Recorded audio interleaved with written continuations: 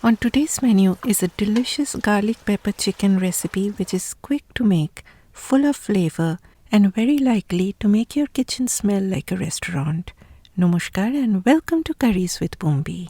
I always like using boneless, skinless chicken thighs as they turn out to be juicy and tender, but you can also use chicken breast. In it, I added about half a tablespoon of sweet paprika to get a bright red color without the heat. You can use Kashmiri chilli powder instead. Then a fourth of a teaspoon of freshly crushed black pepper, a teaspoon of finely grated ginger, a heaped teaspoon of finely grated garlic, a tablespoon of soy sauce, half a tablespoon of vinegar. I used red wine vinegar. You can use any vinegar of your preference. Mix everything very well and allow this to marinate for about half an hour to an hour. Next, take a pan, heat oil over medium heat. Before the oil gets too hot, when it is just a little warm, add a good amount of coarsely chopped garlic. And yes, I know what you're thinking. Like, that is a lot of garlic, Bumbi. Well, it is garlic chicken, my friends. So please do not get alarmed seeing that amount of garlic used. Add the garlic when the oil is just a little warm so that they get fried gradually and make the oil aromatic. Fry the garlic on very low heat till the edges start becoming slightly brown in color. Next, add chopped onions and fry on medium-high heat. When the onions become pale in color, add the marinated chicken.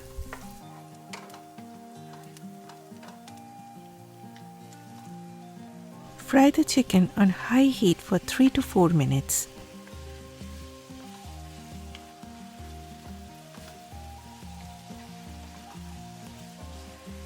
Keeping the heat on medium, add a tablespoon of soy sauce, 2 teaspoons of vinegar, and a teaspoon of Kashmiri chilli powder. Fry on medium heat for 2 to 3 minutes. Then lower the heat to low. Cover on and let it get cooked for 15 minutes. After 15 minutes, lift off.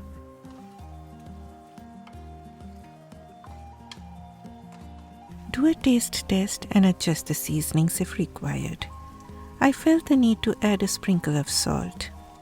Next, add onions and green bell pepper, that is capsicum, cut into chunky pieces like this. Fry on medium-high heat for a minute.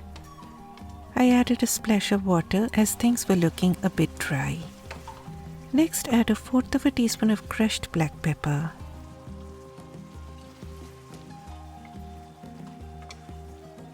At the end, I added a little less than a tablespoon of tomato ketchup. Tomato ketchup brings in a nice flavor. Finally, added chopped coriander leaves or cilantro and grains of green onions. Give a final stir and you're all done. Now tell me, my friends, wasn't that easy and quick? You can have this with fried rice or plain rice. It is quick, easy, and very delicious. So hope you will be trying this recipe and sending me your feedback. And my friends, please do not forget to click the like button for me because it helps the channel very much. Bye bye.